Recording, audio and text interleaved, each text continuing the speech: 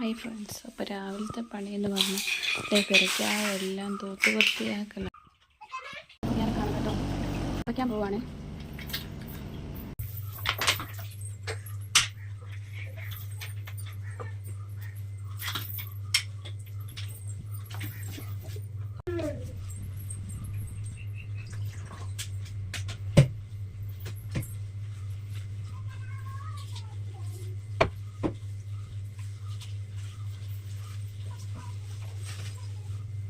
എല്ലാം കഴിഞ്ഞ് ഇനി തുണി വിരിക്കണം.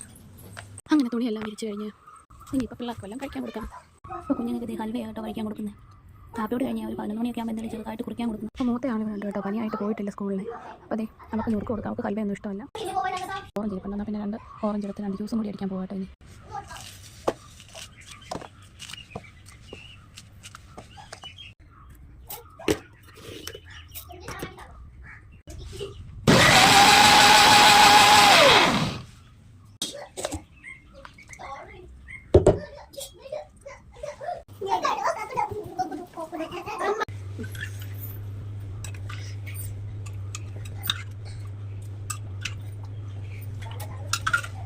അതേ കുട്ടിയൊക്കെ യൂസ് കൊടുത്തിന് ഞാൻ